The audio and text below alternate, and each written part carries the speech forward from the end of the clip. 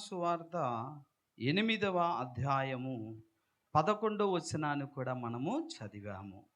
ఈ వచనము ఆ వచనం మొత్తం ఒకసారి ఒకదానికొకటి సంబంధం ఉంటుంది. తర్వాత మీకు అర్థమవుతుంది. చూద్దాం ప్రియులారా, లూకా సువార్త 8వ అధ్యాయం 11. ఈ ఉపమాన భావం ఏమనగా, విత్తనము దేవుని వాక్యము. చాలు చాలు చాలు 15వ వచనం చదివేసేయండి. మంచి నేల నుండి విత్తనమును పోలిన వారెవరనగా, యోగ్యమైన మంచి మనస్సుతో వాక్యం విని దానిని అవలంబించి ఓపికతో ఫలించువారు. హల్లెలూయా, హల్లెలూయా. ప్రియులారా, ఇప్పుడు ఈ యొక్క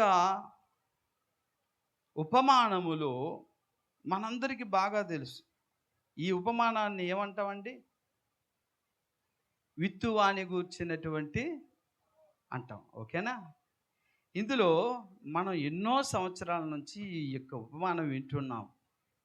దాన్ని ప్రస్తుతానికి అయితే వివరించాను, కానీ ఒక 2 పాయింట్లు మనం తెలుసుకుంటే మన బ్రతుకులు మారుతాయి. హల్లెలూయా. ఇక్కడ 2 రకాలైన విత్తనాలు ఉన్నాయి. ఎన్ని రకాలైన విత్తనాలండి? 2 రకముల విత్తనాలు. ఒకే రకమైన విత్తనాలు 4 రకాలైన నేలల్లో వేశాడు. ఓకే, ఆ ఉపమానములో అర్థమైందా? ఒకే రకమైన విత్తనాలు, దేవుని చేతిలో ఉన్న విత్తనాలు, యేసయ్య చేతిలో విత్తనాలు 4 రకములైన నేలల్లో వేశాడు. అవునా? ఓకే. కానీ ఇక్కడ మాత్రము దేవుడు ఏం చెప్తున్నాడంటే, 2 రకములైన విత్తనాలు ఉన్నాయి. ఇప్పుడు విత్తనం అనగా దాని భావం ఏంటి? వెరీ గుడ్, వాక్యం. విత్తనం అంటే ఏంటండి? ఎక్కడ రాయబడింది అది? ఇదిగో 11వ వచనం చదవండి. ఈ ఉపమాన భావం ఏమనగా, విత్తనము దేవుని వాక్యము. అంటే విత్తనము దేవుని వాక్యం. విత్తనము ఈజ్ ఈక్వల్ టు దేవుని వాక్యం. ఓకే, బాగా వినండి. ఇప్పుడేమో 15వ వచనంలో చదవండి. ఇప్పుడు బాగా గమనించండి. మంచి నేల నుండి విత్తనమును పోలిన వారట. ఉండండి. విత్తనం అంటే వాక్యం అన్నాము. 15వ వచనంలో ఏం చెప్తున్నాడు? సరే, మంచి నేల నుండి అనేది వదిలేయండి. బ్రాకెట్లో చూసారు, విత్తనమును పోలి. ఓకేనా? అర్థమైందా? విత్తనము పోలిన వారెవరనగా అంటున్నాడు. అక్కడేమో విత్తనమే వాక్యం అన్నారు. అంటే ఇక్కడ దేవుడు ఏం నేర్పిస్తున్నాడంటే పాఠము విత్తనము వాక్యము, విత్తనం అనే వ్యక్తులు. అది అర్థమవుతుందా? అర్థమైందా లేదా? బాగా పాయింట్. ఈ పాయింట్ ఈరోజు క్యాచ్ చేస్తే చాలు, మీరు దీవించబడతారు. ఇక్కడ విత్తనము అనగా వాక్యం, విత్తనము అనగా వ్యక్తులు. అవునా కాదా? 15వ వచనంలో చదవండి. విత్తనమును పోలిన వారు అన్నాడు ఆయన. అవునా? వ్యక్తులనే కదా పోలుస్తున్నాడు అక్కడ కూడా. అందుకే చెప్పాను, ఇక్కడ 2 రకములైన విత్తనాలు. ఒక విత్తనమేమో వాక్యము, ఒక విత్తనమేమో వ్యక్తి. అర్థమైందా? ఒక విత్తనమేమో వాక్యము, ఒక విత్తనమేమో వ్యక్తి. ఇప్పుడు వాక్యం అనేటటువంటి విత్తనాన్ని ఆయన ఎక్కడ విత్తాడు? ఎక్కడ విత్తాడండి? వాక్యం అనే విత్తనాన్ని నేలలో విత్తాడండి. మర్చిపోయారా? 4 రకముల నేలని చెప్పాం కదా, అందులో ఉంది. వాక్యం అనే విత్తనాన్ని తీసుకొచ్చి ఎక్కడ విత్తాడండి? నేల. ఇప్పుడు వాక్యం అనే విత్తనం, ఈ విత్తనం అనేది వాక్యం. నేల అనేది ఏంటది? మానవుని యొక్క హృదయం. అవునా? అంటే వాక్యము, ఆ విత్తనము వాక్య రూపములో ఉన్నప్పుడు మనుషుల హృదయాలలో విత్తుతున్నాడు. పాయింట్ గమనించండి. విత్తనము, ఇది విత్తనం అనుకోండి. ఈ విత్తనము వాక్య రూపంలో చేసి మనుషుల హృదయాల్లో వేస్తున్నాడు. కానీ ఇంకో విత్తనం ఉన్నారు. ఏ రూపం అది? వ్యక్తి రూపం. ఈ వ్యక్తిని ఎక్కడ వేస్తాడు? పాయింటే కదా. ఇప్పుడు విత్తనం తీసుకొని నేల వేసాడు. ఏ నేల అంటే మనుషుల హృదయం అనే నేలలో వాక్యం అనే విత్తనం జల్లాడు. ఇంకో విత్తనం ఉంది కదా, ఉందా లేదా? ఒప్పుకుంటారు లేదా? వ్యక్తిని విత్తనం కూడా అన్నాడు ఆయన. మనము కూడా విత్తనాలే. వాక్యం అనేది హృదయములో విత్తబడితే వ్యక్తి అనేది ఎక్కడ విత్తబడుతున్నాడు? ఎక్కడంటే లోకములో. హల్లెలూయా. ఎక్కడ? లోకములో. అంటే బాగా వినండి, దేవుని వాక్యము అనే విత్తనము మన హృదయం అనే నేలలో విత్తబడాలి. మనము ఫలించి లోకములో విత్తబడి లోకములో ఫలించాలి. హల్లెలూయా. అది దేవుని చిత్తం. చెప్పండి. దేవుని వాక్యం అనే విత్తనము నా హృదయములో విత్తబడి నేను ఫలించాలి. ఇప్పుడు నేనేమో నన్ను దేవుడు తీసుకెళ్ళి ఈ వ్యక్తిని లోకములో విత్తి ఆ లోకములో అనేకమైన ఆత్మలు రక్షించేటట్లుగా నన్ను విత్తుతాడు ఆయన. హల్లెలూయా, హల్లెలూయా. దేవుని మాస్టర్ ప్లాన్ చూసారా? దేవుని వాక్యం నీలో విత్తబడినప్పుడు నువ్వు ఫలించి నువ్వు లోకములో విత్తబడి లోకములో ఫలించాలి, క్రీస్తు కొరకు సాక్షిగా. హల్లెలూయా. ఎప్పుడు మన వాక్యము ద్వారా ఇక్కడ ఫలిస్తున్నాం, బాగానే ఉంది. మరి లోకములో ఎప్పుడు మనము విత్తబడి ఫలిస్తాం?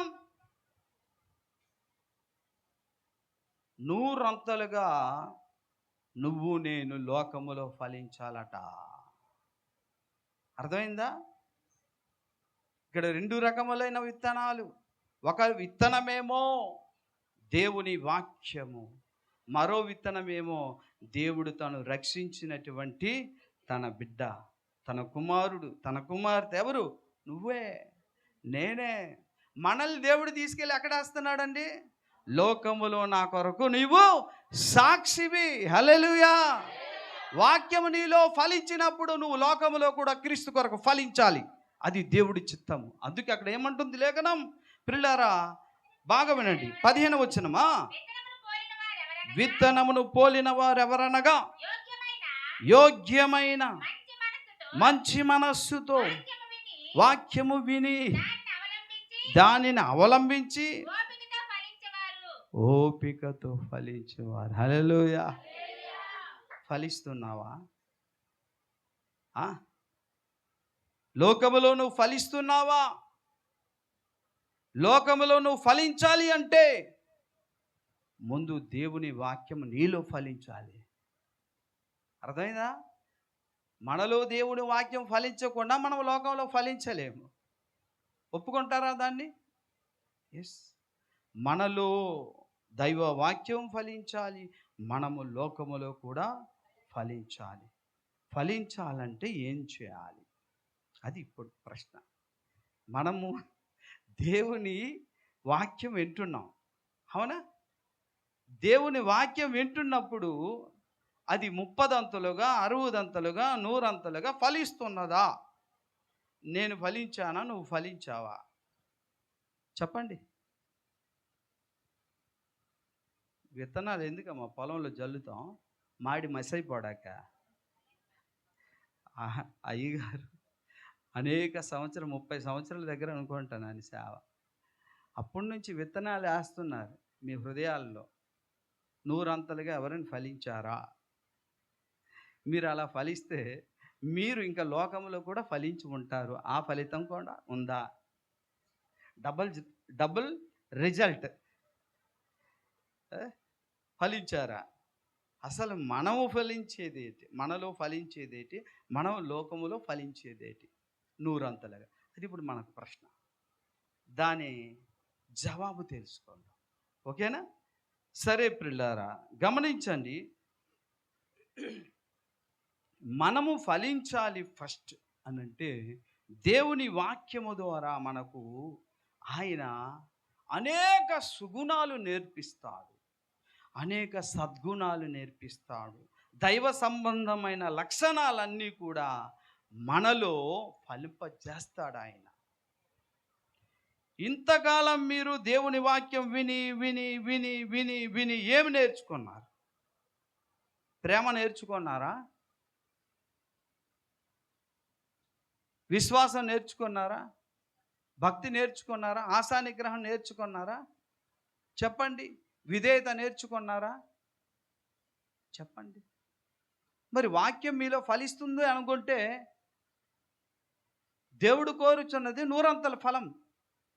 పోనీ కనీసం 60 పోనీ అది 30 ఉండాలిగా. ఫలించిందా? చెప్పండి.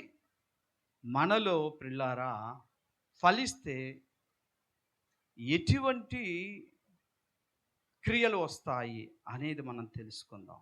చూడండి ప్రియాదేని బిడ్డలారా, మనలో క్రీస్తులా ఇతరుల్ని ప్రేమించాలి. లోకములో దేవుడు వాక్యం ఇక్కడ ఫలించింది. దేవుడు ఈరోజే అయ్యగారి ద్వారా మాట్లాడారు, నిన్ను వాళ్ళే నీ పొరుగు అని ప్రేమించమన్నారండి అయ్యగారు అని వాక్యము ఇక్కడ విత్తింది. లోకంలోకి వెళ్తాం, పక్కింటి వాడు చెత్త మీ ఇంటి ముందుకు వచ్చింది వెంటనే అరే ఈ వాక్యం ఇక్కడ ఫలిస్తే అక్కడ కూడా ఏమవ్వాలి? నా సహోదరి కదా. ఒకవేళ మా చెత్తే వాళ్ళింటి ముందుకు వెళ్ళిపోతే వాళ్ళు తిట్టకూడదని నేను అనుకుంటాను కదా.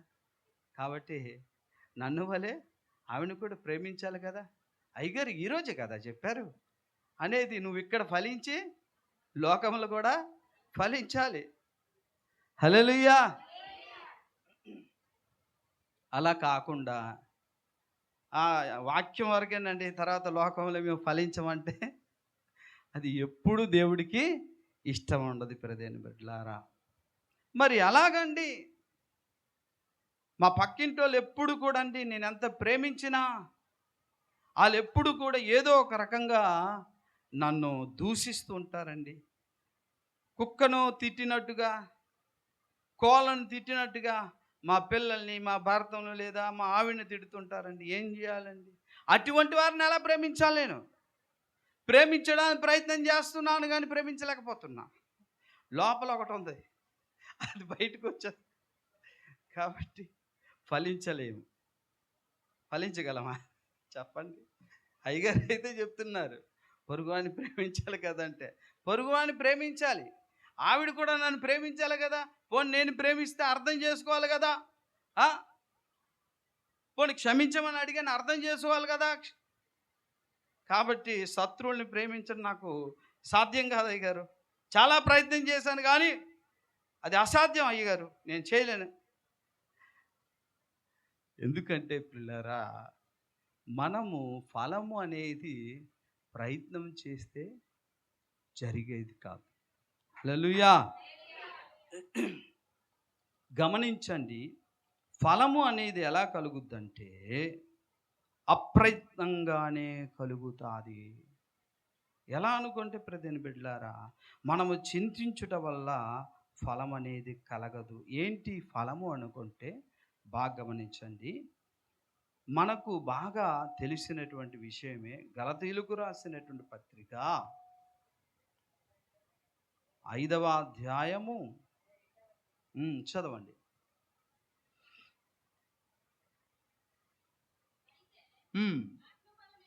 ఆత్మఫలమేమనగా ప్రేమ, సంతోషము, సమాధానము, దీర్ఘశాంతము, దయాళుత్వము, మంచిదనము, సాత్వికము, ఆశా నిగ్రహము.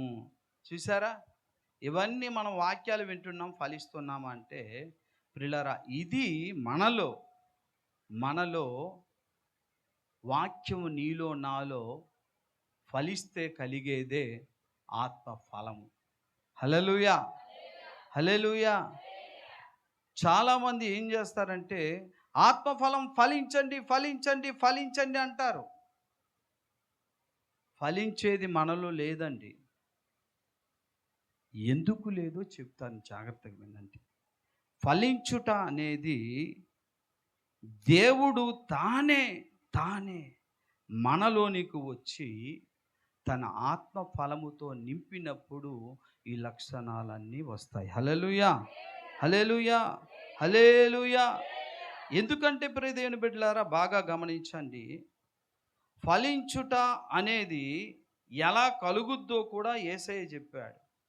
మనము ప్రియులారా చెమటలు కక్కుకొని ప్రయాసపడుట వల్ల మనం ఫలించలేము. ఈ శుభ లక్షణాలన్నీ రావు. మనలోనికి ఈ ఆశా నిగ్రహము, సాత్వికము, ప్రేమ, విశ్వాసం మనలో ఫలించాలి 100% అంటే మనం ప్రయత్నం చేస్తే కలిగేది కాదది. దేవుడు, పరిశుద్ధాత్మ దేవుడు తానే వచ్చి మనలో నివసిస్తే తప్ప మనము ఆయనలా మనల్ని ప్రవర్తింప చేయలేము. అర్థమైందా? మనకు ఆ శక్తి లేదు. దేవుని వాక్యము ద్వారా మనం ఏం చేయాలనుకుంటే దేవుని దగ్గర ఏమడగలో తెలుసా ప్రియులారా? దేవా, నీవు నాలో ఆత్మ ఫలం అనేది నాలో పండించు నాయన అని ఆశపడి దేవుని సన్నిధిలో ప్రార్థన చేయాలి. అలా ప్రార్థన చేస్తే ఆయన తన ఫలాన్ని మనలో పండిస్తాడే తప్ప మనం ప్రయాసపడడం బట్టి, కష్టపడడం బట్టి ఇవేవి మనకు రావు. కష్టపడి సంపాదించేది కావివి. ఆత్మ ఫలమేదనగా అన్నాడు ఏంటంటే, దేవా ఆశా నిగ్రహం అనే ఫలము అంటే ఆత్మ ఫలములో ఒక తొన. ఇంకో మాట చెప్పాలి మీకు. ఈ ఆత్మ ఫలములో 9 తొనలు ఉన్నాయి. 9 తొనలు. ఆత్మ ఫలము అనే ఒక బత్తాయి పండు అనుకోండి. బత్తాయి పండు లేదు కమలా పండు.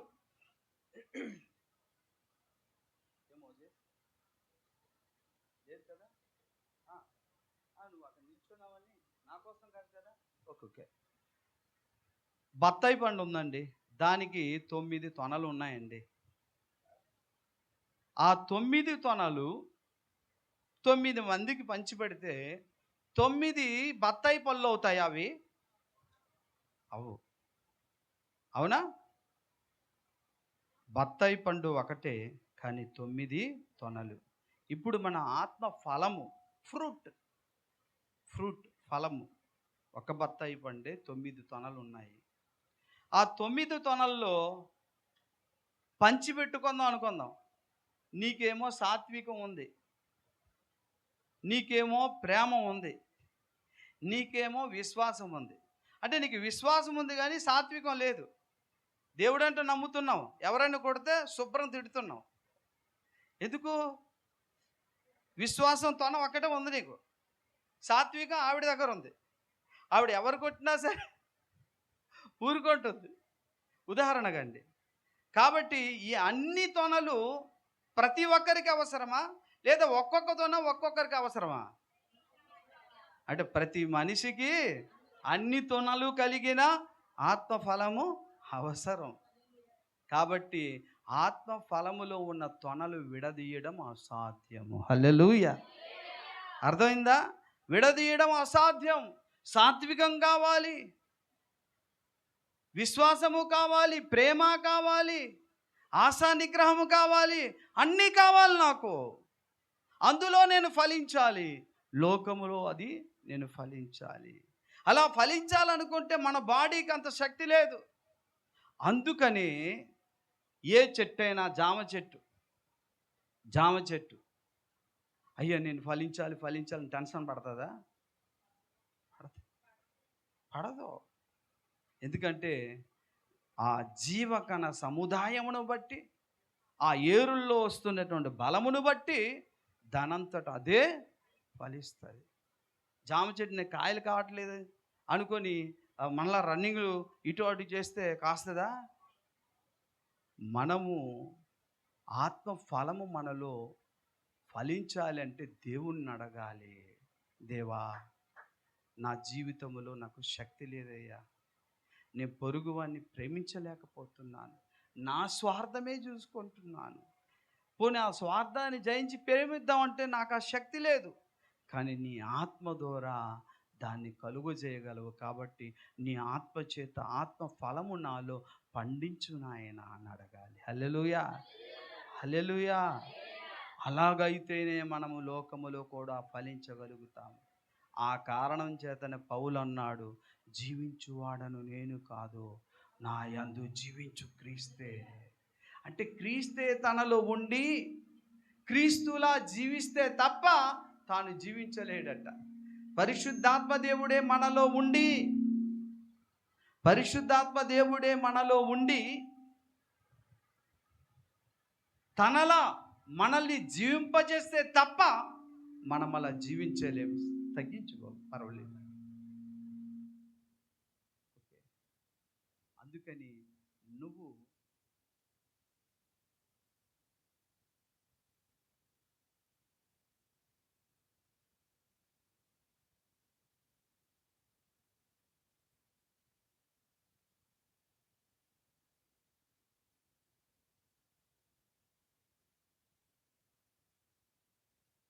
ప్రయాసపడ్డం కాదు, కష్టపడ్డం, ప్రార్థించాలి.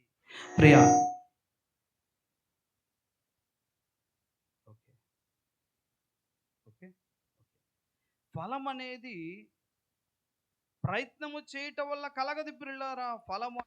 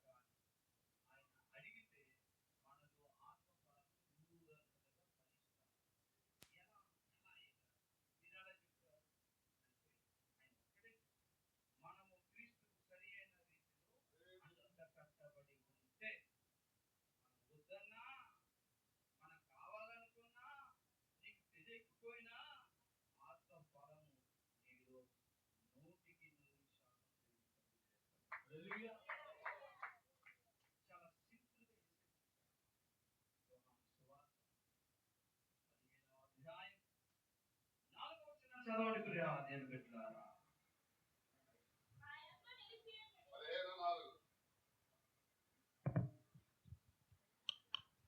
హల్లెలూయా. నా యందు నిలిచియుండుడి, మీ యందు నేనును నిలిచియుందును. తీగ ద్రాక్షవల్లిలో నిలిచి ఉంటేనే గాని తనంతట తానే ఎలాగో ఫలింపదో, నిలిచి ఉంటేనే గాని మీరు, హల్లెలూయా, గట్టిగా స్తోత్రం చెల్లించండి. విత్తనము లోకములో నూరంతల ఫలించాలి అనుకుంటే మనంతట మనము ఫలించలేమట. అవునా కాదా? ఎవరన్నారన్నమాట? చదవండి అన్నమాట.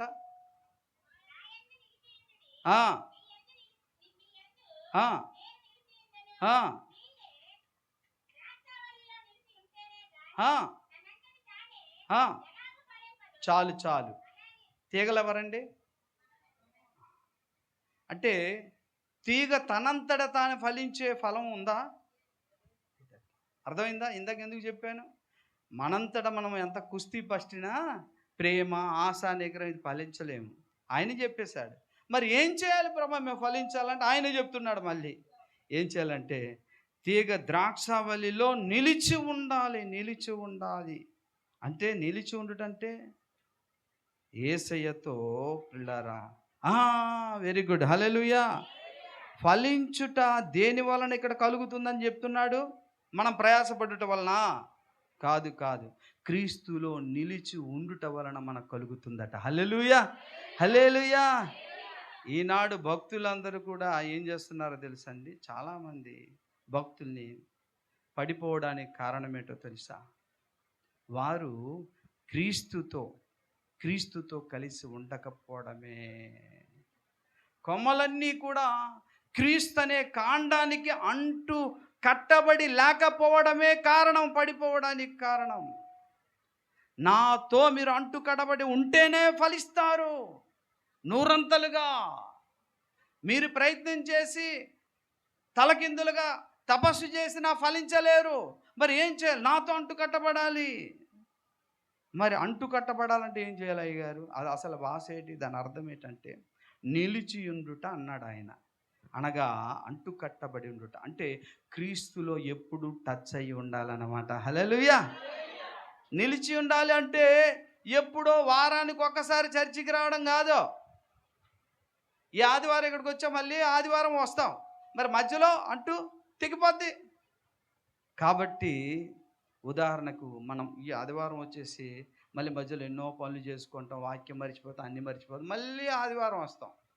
ఉదాహరణ అండి, ఒక టెంక తీసుకొచ్చి మామిడి టెంకో లేదా పనస పిక్కల వేస్తాం, అది కానీ పాతాం, మొక్కలు వేసింది, ఓకే. మళ్ళీ మరుసటి రోజు వచ్చాం, మొలిచిందా లేదా అనుకుని మళ్ళీ తీసాం, మళ్ళీ పాతి పెట్టాం, మళ్ళీ 3వ రోజు మళ్ళీ తీసాం, 4వ రోజు మళ్ళీ పాతి పెట్టాం. పెరుగుతుంది అది? చెప్పండి చెప్పండి. అది అంటు కట్టబడాలంటే దాని వేర్లు భూమిలో నాటుకుపోవాలి. మనం యేసయ్యతో అంటు కట్టబడాలంటే పూర్తిగా ఆయనతో ఆ కాండముతో లీనమైపోవాలి. ప్రియదేవుని బిడ్డలారా గమనించండి, అనుదినము నీ యొక్క మనస్సు, అనుక్షణము కూడా నువ్వు ఏ పని చేస్తున్నా నీ మనసులో ఒక భాగము క్రీస్తు మీద లగ్నం చేస్తూ ఉండాలి. హల్లెలూయా. పొలం పలికి వెళ్ళి గడ్డి పీకుతుంటాం అనుకో, యేసయ్యా ఆ రోజు ఏస్తాసయ్య గారు వాక్యం చెప్పారండి, నిజంగా ఫలించాలనుకొని. నిజమే కదా, ఫలించాలనుకుంటే అంటే మేము నీ దగ్గర అడగాలన్నమాట. నీ ఆత్మచేత ఇలా నిన్ను స్తుతిస్తుంటే, పాడుతుంటే, వాక్యం ధ్యానిస్తుంటే ఎప్పుడు నీతో టచ్లో ఉంటామన్నమాట.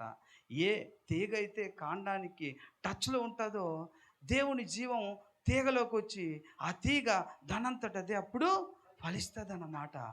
అని ఎప్పుడు నువ్వు ధ్యానిస్తూనే ఉండాలి. నువ్వు వంట చేస్తున్నా, ఉల్లిపాయలు కోస్తున్నా, ఉద్యోగానికి వెళ్ళినా, అందుకే అంటు కట్టబడి టచ్లో ఉండాలి యేసయ్యకు. ఆదివారం వచ్చి మళ్ళీ మధ్యలో రాననుకుంటే ఎలా ఉంటుందండి? మధ్యలో కనెక్షను కట్ అయిపోతుంది. కాబట్టి దేవుడు ఏమంటున్నాడండి, చాలామంది విడిపోయిన కొమ్మలన్నీ సమకూర్చి కూటం పెట్టేసి, విడిపోయిన కొమ్మలు ఎలాగ తెలుసా? కొంతమంది ఈ చర్చి మానేసి ఆ చర్చి మానేసి నెలకొకసారి వచ్చిన వాళ్ళు వీళ్ళందరూ పిలుస్తారు, పెద్ద మీటింగ్ పెడతారు, మీరు ఫలించండి అయ్యా. ఫలిస్తారా? వాళ్ళు ఫలిస్తారా? కాండము నుండి విడిపోయినటువంటి కొమ్మలన్నీ పోగు చేస్తే వాళ్ళు ఫలిస్తారా? ఎక్కడ ఫలిస్తారు? మరి కాస్త ఎండిపోతారు. కాబట్టి ముందు వాళ్ళకి, అరే బాబు నువ్వు క్రీస్తుతో రోజు టచ్లో ఉన్నావా? ఇంటికి దగ్గర ప్రార్థనలో ఉన్నావా? బైబిల్ చదువుతూ ఉన్నావా? ఆరాధనకి వెళ్తున్నావా? తెల్లవారి ప్రార్థన, రాత్రి ప్రార్థన చేస్తున్నావా? శుక్రవారం ఆరాధనకి వెళ్తున్నావా? ఆదివారం ఆరాధనకి వెళ్తున్నావా? ఇదేమీ లేదు. నేను ఫలిస్తానండి, ప్రేమ ఫలించాలనుకో, నీ చేత కాదురా బాబు. నీకు చేత కాదు కాబట్టి ఆయనే నీలోనికి వచ్చి తన ప్రేమను పండిస్తున్నాడు. హల్లెలూయా, హల్లెలూయా. కనుక ప్రియులారా, ఫలించడానికి ప్రయత్నం చేయడము కాదు, సాత్వికం ఫలించడానికి, దీర్ఘశాంతం ఫలించడానికి ఎంత ప్రయత్నించినా ఈత చెట్టుకి తాటికాయలు కాస్తాయా? మరి నేను ప్రేమ ఫలిస్తాను అనుకుంటే మన ద్వేషపూరితమైన మనస్తత్వం. ప్రేమ ఫలిస్తామండి మనం? ఆయనే వచ్చి మనలో ఉండి ప్రేమను పండిస్తే ప్రేమించగలుగుతాం. హల్లెలూయా, హల్లెలూయా, హల్లెలూయా. ఎందుకు ప్రియులారా, యాపిల్ చెట్టుకి నేను జామకాయలు కాయకూడదని ప్రయత్నం చేస్తుందా? చెప్పండి. చెట్టు జామకాయలే కాస్తాయి. ఆ? ఈత చెట్టు అలాగే మన దేహంలో ఆదాము బ్లడ్ ఉంది. మనకు మంచి అనేది రాదు, అంతా ద్వేషం. వారి ఊహలంతా కేవలం అన్నాడు లేదు ఆది కాండంలో. కానీ ఆ చెడ్డ బుద్ధులు, ఆ చెత్త బుద్ధులు మార్చడానికి తన వాక్యము ద్వారా నింపి, తన ఆత్మ ఫలము చేత నింపి, మనల్ని ఈ విత్తనాన్ని తీసుకెళ్ళి లోకములో ప్రేమ అంటే ఏంటో, సాత్వికం అంటే ఏమిటో, దయాళుత్వం అంటే ఏంటో తెలియజేయడానికి ఆయన ఎప్పటికప్పుడు క్లీన్ చేస్తున్నాడు మనల్ని. హల్లెలూయా, హల్లెలూయా. మనం చేయాల్సిందంతా ఒకటే. మనం ఫలించడానికి సైకిల్ తొక్కనవసరం లేదు, కొండలు ఎక్కనవసరం లేదు.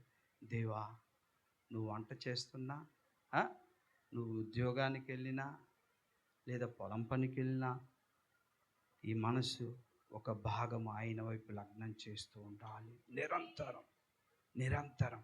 ఈరోజు వాక్యం విన్నాను కదా, అయ్యగారు చెప్పింది కొద్దిగా అర్థం కాలేదు, మోషని అడుగుదాం, లేదా మా ఆత్మీయ తండ్రిని అడుగుదాం అని ఆ ధ్యానంలో ఉంటున్నప్పుడు ఈ కనెక్షన్ నిరంతరం ఆయనలోంచి పవర్ నీలోనికి వస్తూనే ఉంటుంది. హల్లెలూయా, హల్లెలూయా. కాబట్టి మీరు అలా ఉంటే మీరు ఇంకో పండు పండుదామన్నా అది ఫలించదు, ఆత్మఫలమే పండుతుంది అప్పుడు. ఎందుకు?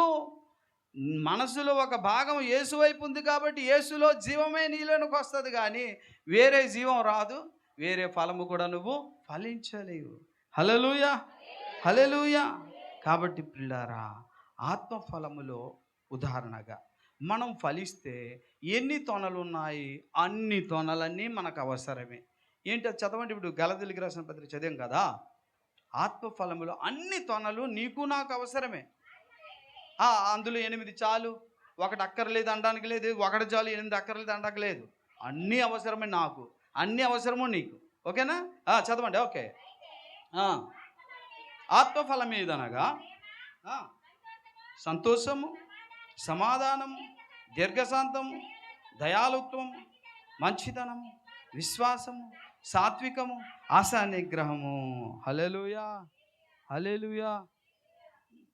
గమనించండి ప్రియ దేవుని బిడ్డలారా, ఈ 9 ఫలాలు మనకి ఎంత అవసరమో లోకములో ఫలించడానికి నేను మీకు చెప్తాను. ఈ 9 ఫలాలు విన్నాం కదా, వాక్యం ద్వారా మన హృదయంలో పడ్డది. ఇప్పుడు అవునా? హృదయంలో పడిన తర్వాత మనం విత్తనంగా తయారవుతాం. అప్పుడు ఈ విత్తనాన్ని ఎక్కడ ఫలించాలి? ఇప్పుడు ప్రేమ ఎక్కడ ఫలించాలి? లోకములో. ఆశా నిగ్రహం లోకములో, అవునా కాదా? దీర్ఘశాంతం లోకములో ఫలించాలి కదా. ఎంత ఇంపార్టెంట్ చెప్తున్నా. అన్ని తొనలు చెప్పను, ఒక తొన కోసం చెప్తా, మిగతావి మీరు ధ్యానించుకోండి. ఏంటి? ఉదాహరణగా మనం ఆశా నిగ్రహం అనే తొన ఉందనుకో మనకు, అది లోకములో ఫలించడానికి ఎంత ఇంపార్టెంట్. అన్ని ఇంపార్టెంటే. ప్రియులారా, ఈ ఆశా నిగ్రహం అనేటటువంటి తొన మనకి ఎంత ఇంపార్టెంటో తెలియజేయడానికి కొన్ని సందర్భాలు బైబిల్లో చెప్తున్నా. ఉదాహరణగా అవ్వమ్మకేమో, ఇదిగో ఈ పండు చాలా బాగుంటుంది, తిను, నీకు తెలియ దేవతలు అయిపోతారా అన్నారా లేదా? అప్పుడు అవ్వకేముండాలండి? ఏముండాలి?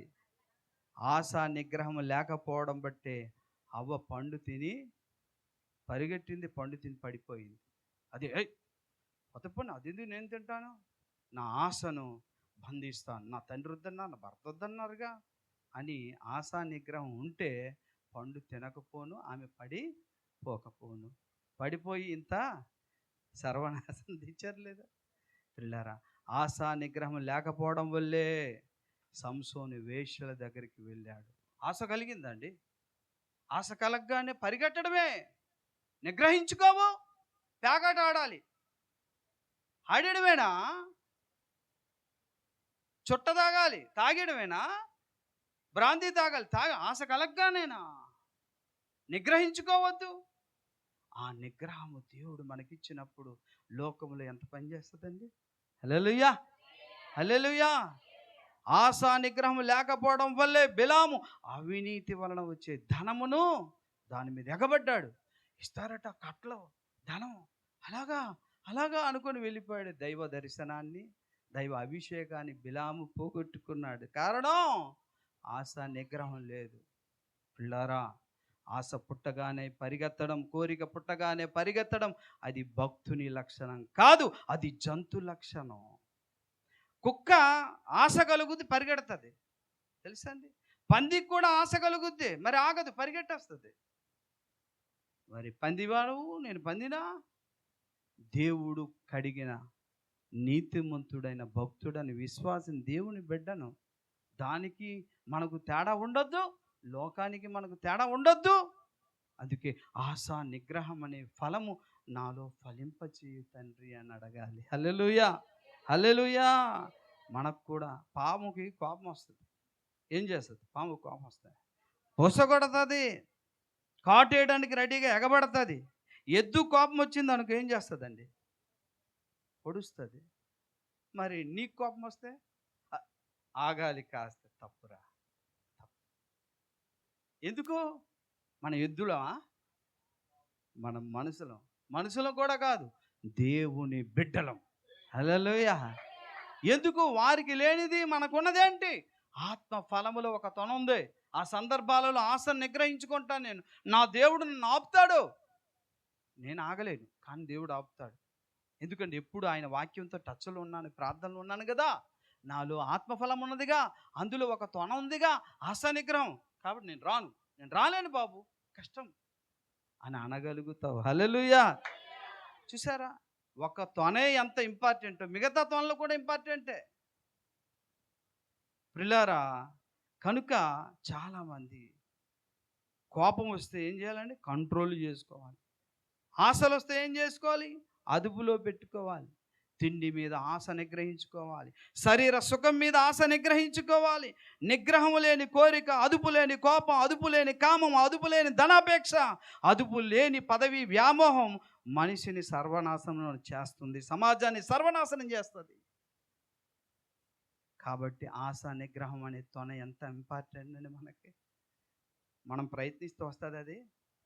దేవుణ్ణి అడిగితే దేవుడే లోకంలో ఫలింపజేస్తారు. అరే, మొన్నటి వరకు తాగి తిరిగేవాడరా ఈ ఎల్లయ్య,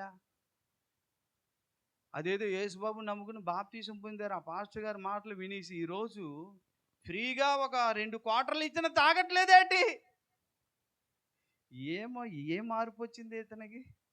నేను తాగనండి, మేము తాగకూడదు, మా దేవుడు ఒప్పుకోడు, ఆయన అదంటే నాకు ఇష్టపడట్లేదండి అని చెప్పాలి. ఎల్లయ్య చెప్తాడు కూడా. ఆశా నిగ్రహం బట్టి లోకం ఏం తెలుసుకుంటే, అరే వీడిలా నేను మారితే బాగుండు కదరా అని ఇప్పుడు దేవుడు లోకములో విత్తిన నిన్ను చూసి వారు మారుతారు. అదండి, నూరంతలుగా ఫలించాలి. మళ్ళీ ఒక ఆశా నిగ్రహమే కాదు, సాత్వికము, దీర్ఘశాంతి ఇవన్నీ ఉన్నాయి. అయ్యగారు మొన్న ఒకసారి సువార్త ఈ సైడ్ ఏదో వెళ్ళారట. మరి అయ్యగారు పాపకేమో కొట్టారట ఎవరో. అది మేము తెల్లవారులు గ్రౌండ్లో రన్నింగ్ వస్తాం కదండి, చెప్పారు. నాకు ఎక్కడ లేని బీపీ కోపం వచ్చింది. పదండి వెళ్దాం, వస్తామన్నాం. మా కుర్రాళ్ళు మేము అందరం వస్తాం, సుమారు 10-15 మంది వస్తామని. పదండి పర్లేదు, మళ్ళీ అక్కడే ప్రకటిద్దాం. చాలా కోపం వచ్చింది. ఎక్కడైతే వ్యతిరేకం వస్తుందో అక్కడికి వెళ్ళిపోవడానికి ఇష్టపడతాం మేము. బాధ, గుండెల్లో వేదన. దేవుని బిడ్డలు అలా కొడితే వాళ్ళ సొమ్మేం పోయిందండి? ఎందుకండి కొట్టాలి అలాగా? అలా కొట్టొచ్చా? న్యాయం కాదు, న్యాయబద్ధంగా వెళ్దామని కోపంతో అన్నాను అయ్యగారికి కూడా.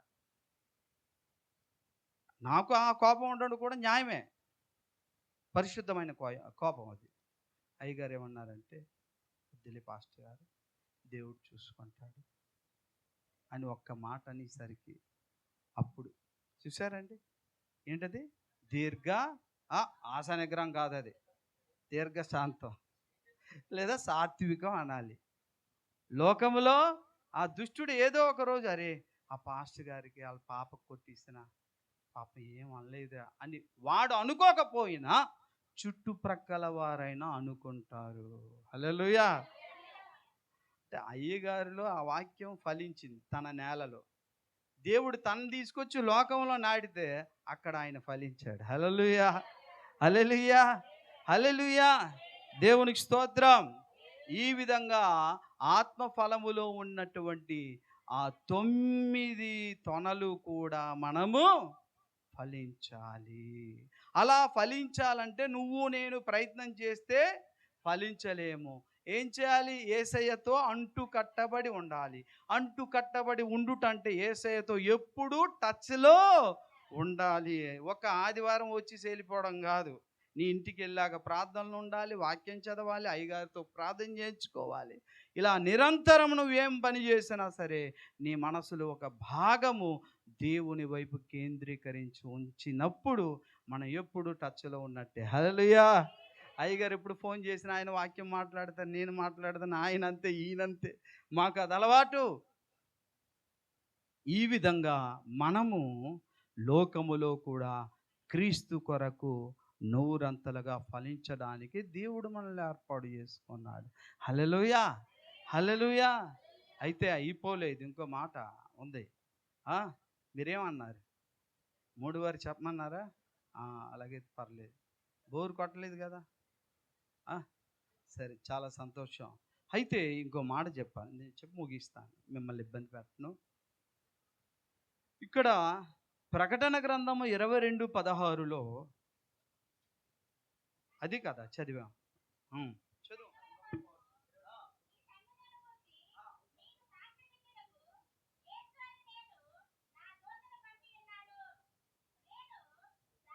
అడ్రస్ చెప్తున్నా, ఆయన ఎవరు చెప్తున్నారు? నేను దావీదు వేరు చిగురు. ఇది గమనించండి, దావీదు వేరు చిగురట. ఎవరట? ఎవరటేనా? బాగా నా వైపు చూడండి. దావీదు వేరు చిగురు అంటున్నాడా లేదా ఆయన? ఎవరు ఆయన? చెప్పండి అమ్మా. యేసయ్య. అవునా? దావీదు వేరు చిగురు ఆయన పేరు. అంటే నేనే దావీదు వేరు చిగురును అని ఎందుకు అంటున్నాడో తెలుసా? ఆయన దావీదు వంశములో చిగురుగా లాస్ట్లో పుట్టాడు కదా, ఆయన అంటారు. అసలు అర్థం అది వేరు. బాగా వినండి, దావీదుకు వేరు మరియు దావీదుకు చిగురు నేను అంటున్నాడు ఆయన. హల్లెలూయా. అంటే దాని అర్థం ఏంటంటే దావీదు మహారాజు, దావీదు సూర్యుడు బలశాలి. అవునా? గొలియాతును ఒక్క ఒడిశల్లో చిన్న రాయితో కొట్టి చంపేసి ఎన్నో యుద్ధాలు చేసి తన సామ్రాజ్యాన్ని విస్తరింపజేశాడు. అంత వీరుడు, సూర్యుడు, ప్రవక్త దావీదు. అంత బలం ఎలా వచ్చేసింది అతనికి? ఆ దావీదు కట అసలు వేరెవరట? వినండి, వేరు అనగా ఒక చెట్టుకుండేటటువంటి లోపల కనిపించని ఒక భాగం. చెట్టు ఈ రోజున అక్కడ నిలబడింది అంటే దానికి కారణం వేరు. అర్థమైందండి? ఈరోజు ప్రియులారా, దావీదు అన్ని యుద్ధాలు చేశాడు అనుకుంటే దావీదుకు బలమిచ్చిన వాడి అయిన వేరునైన నేనే అంటున్నాడు. హల్లెలూయా, హల్లెలూయా. మనము ఇప్పుడు ఫలించాలి విత్తనము ద్వారా. విత్తనం ఫలించాలనుకుంటే వేరులో నుండి నీరు రావాలి మనకి. హల్లెలూయా. దావీదు అన్ని యుద్ధాలు చేసి జయించడానికి, దావీదు నిలబడ్డానికి, దావీదు గొలియాతుని గెలవడానికి అసలు బలమైనటువంటి వేరు యేసయ్యే. అందుకే చెట్టు అతిశయపడకూడదట. ఎందుకంటే నేను గొప్పవాడిని నువ్వు అనడానికి వీల్లేదు. ఎందుకంటే ఓ చెట్టా, నిన్ను భరిస్తున్నది వేరు అంటాడు ఆయన. హల్లెలూయా. ఒకసారి చూడండి ప్రియులారా, రోమాపత్రిక 11వ అధ్యాయము 16, 17 వచనాలు.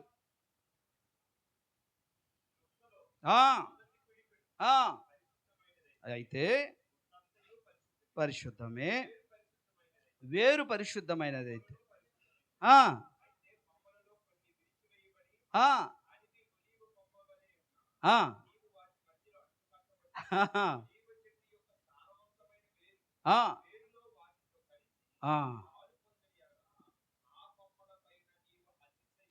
అతిశయింపకూడదు. వేరు నిన్ను భరిస్తున్నదే తప్ప, హల్లెలూయా, వేరు నిన్ను నన్ను భరిస్తుంది. వేరయ్యున్న యేసయ్య నిన్ను నన్ను భరిస్తూ బలమును, శక్తిని, ఫలింపును అన్నిని అనుగ్రహిస్తున్నాడు. అంతే తప్ప మనం వేరుని భరించలేదు. అలాగే దావీదుకు వేరైన యేసయ్య దావీదును భరించి గొప్పవాడిగా చేశాడు. హల్లెలూయా. ఈ రోజున చెట్టుగా ఉన్న నీవు నేను విత్తనము మనం ఫలించాలనుకుంటే యేసయ్య వేరు మీదన ఆధారపడాలి. యేసయ్య నీరు మీదన మనం ఆధారపడితే అప్పుడు మనము దావీదులా ఎలా ఉంటామండి? బలసారులుగా, లోకాన్ని జయించే, పాపాన్ని జయించే, లోకములో ఫలించే, లోకములో యేసు కొరకు సాక్షిగా మనం ఉండగలుగుతాం. దావీదు అలా నిలబడ్డాడంటే కారణం ఏంటట? వేరు అంటే యేసయ్యేనట. నీవు నేను లోకములో ఫలించాలంటే దానికి కారణం ఎవరట? యేసుతో మన జీవితము అంటు కట్టబడి ఉంది కాబట్టి మనం నూరంతలుగా ఫలించగలం. అందుకే ఏమంటుంది లేఖనము? నేను దావీదు వేరును చిగురు కూడా. వేరేమో నిలబడ్డానికి, చిగురేమో ఫలించడానికి. హల్లెలూయా. మనదేమీ లేదు, మనదేమీ లేదు. మా ప్రయత్నాలు చేసినా ఫలించలేము. ఆయనతో అంటుకట్టబడి ఆయన మీద ఆధారపడితేనే నిలబడగలం, ఫలించగలం. దేవుని స్తోత్రం. హల్లెలూయా. అందుకే ఆ మాట అన్నాడు ఆయన. ప్రియదేని బిడ్డలారా, మరొక్క మాట చెప్పేసి నేను ముగిస్తాను. ఓకేనా? టైం అయిపోయింది కదా. ఒక్క మాట చెప్పి నేను ముగిస్తాను. ఈ చివరిలో యేసు ప్రభువారు ఎందుకు ఈ మాటని చెప్పాడంటే, నేను దావీదు వేరు చిగురునానంటే, దావీదు తన బలముతో గొలియాతును జయించడమే కాదు, గొలియాతు కంటే తాను తన తండ్రి మందను మేపుతున్నప్పుడు అడవిలోకి ఏమొచ్చాయండి? చెప్పాలి, చెప్పాలి. ఇంకా సింహమును, అదేనండి, సింహము, ఎలుగుబంటి వచ్చి గొర్రె పిల్లను తీసుకెళ్ళిపోయిందట. కానీ ఒకవేళ సింహంగా ఎలుగుబంటిగా ఇప్పుడు వస్తే నేను ధైర్యంగా చెట్టెక్కిపోతాను. చాలా ధైర్యంగా చెట్టెక్కి, ఎందుకంటే నాకు అంత ధైర్యం ఎవరు ఉండం. కానీ దావీదైతే అలా ఎవడురా నువ్వు, నా మందలో గొర్రెని పట్టుకెళ్తారు అనుకుని వెళ్ళి నోరుని చీల్చి గొర్రెని తీసుకుని రక్షించాడు. హల్లెలూయా. ఎక్కడిదండి అక్కడ అంత బలం? ఎవరిదండి? దేవుడు బలం. ఎందుకంటే అంతకు ముందే ఒక ఆశ్చర్యకార్యమైన కార్యము జరిగింది. ఏంటంటే, సమూయేలు తైలపు బుడ్డితో దావీదును అభిషేకించాడు. హల్లెలూయా. అభిషేకించినప్పుడు పరిశుద్ధాత్మ శక్తి తన మీదకి వచ్చేసరికి ఒక బనేని చింపేస్తారు బర్రమని, అలాగా ఆ నోటిని చీల్చేస్తారు. అంత బలం. ఆ బలానికి కారణం యేసయ్య చిగురు, వేరు, పరిశుద్ధాత్మ బలం, యేసయ్య ఇచ్చిన బలం. మనం ఎదగాలన్నా, యుద్ధములో గెలవాలన్నా ఆయన సహాయం కావాలి. ఆయన సహాయం లేకుండా పాపాన్ని, లోకాన్ని, దేన్ని జయించలేము. మనకు లేదు అసలు జయించే శక్తి. అందుకే ఆయన మీదే ఆధారపడాలి. మనం ఆయన మీదే ఆధారపడాలి. ఈ కడవరి కాలంలో కూడా ఎందుకు మరొక్కసారి ఆ విషయాన్ని జ్ఞాపకం చేశాడంటే, ప్రకటనలో కూడా చివరిలో కదా చెప్పాడు, నాయనా దావీదుల్లారా, మీరందరూ కూడా దావీదులు కావాలి. దావీదుల్లాగా సింహాన్ని, ఎలుగుబంటిని చీల్చేయాలి. ఒకానొక రోజు దావీదైతే సింహాన్ని, ఎలుగుబంటిని చీల్చేశాడు. ఓకే. ఇంకో సంగతి తెలుసా? అది బహుశా సందర్భం కాదు కానీ చెప్పక తప్పదు. దావీదు చీల్చింది ఎలుగుబంటినా, సింహాన్న అని అడిగితే అసలు వెంటనే చెప్పాలంటే అది ఒకే జంతువు. ఎలుగుబంటి, సింహము కలిసిన ఒక జంతువు. అదొక విచిత్రమైన జంతువు. అక్కడ మీరు ఇంటికి వెళ్ళి చదవండి, లేదు తమ్ముడని చెప్తారు ఆ విషయాన్ని. ఒక జంతువే అర్జెంటుగా అది సింహమును పోలి ఎలుగుబంటి రూపము వచ్చేసి ఉందది. విచిత్రమైన జంతువ. రాగానే ఊరుకున్నారేంటి, ఏ జంతువు అయితే ఏ రూపం అయితే చీల్చేశాడన్నమాట. అర్థమైందండి? ఒక జంతువే, 2 జంతువులు కాదు. ఒక గొర్రె పిల్లే మళ్ళీ. కానీ రూపం మాత్రం 2 రూపాలు ఉన్నాయి దానికి. మీరు ఇంటికెళ్ళి ఆ భాగం అయ్యగారు చెప్తారు, చదవండి. ఓకేనా? అయితే మనకు కూడా అటువంటి జంతువు 2 కాదు, ఓ 3, 4 కలిసి వస్తాయి భవిష్యత్తులో. ఆ విషయాన్నే దేవుడు చెప్తున్నాడు ప్రకటన గ్రంథంలో. చూడండి, ఆ మాట చెప్పేసి నేను ముగించేస్తున్నా. చాలా సంతోషంగా ఉంది ముగించేస్తున్నానంటే. అవునా? ఓకే, పర్వాలేదు పిల్లారా.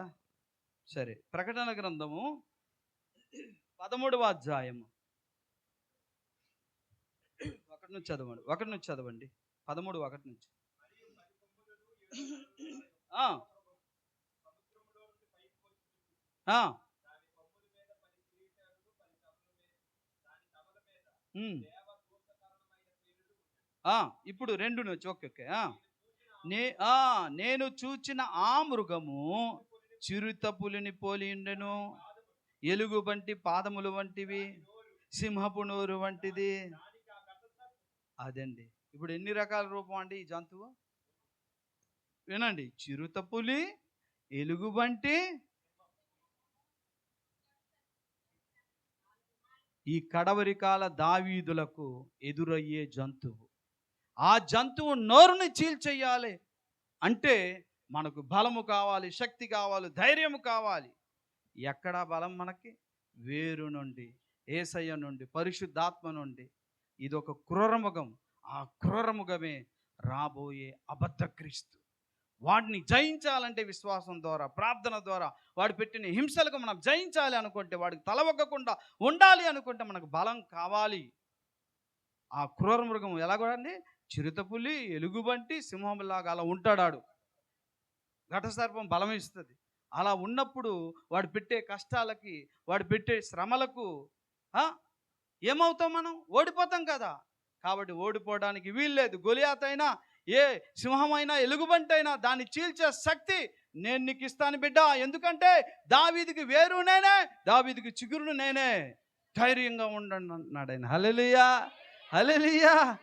కాబట్టి ఆ బలము మన దేవుడు తన వాక్యము ద్వారా, యేసయ్య ద్వారా, పరిశుద్ధాత్మ ద్వారా మనకి ఇచ్చినప్పుడు ఈ కడవరి కాలంలో కూడా ఈ లోకాన్ని, పాపాన్ని జయించగలము. యేసు 2వ రాకడలో ఎత్తబడే భాగ్యము దేవుడు మనకు అనుగ్రహిస్తాడు. కాబట్టి మనము దేవుడు వాక్యములో, హృదయములో ఫలించాలి. మనమేమో లోకములో క్రీస్తు కొరకు ఫలించాలి. ప్రార్థన చేద్దాం, తల వంచండి.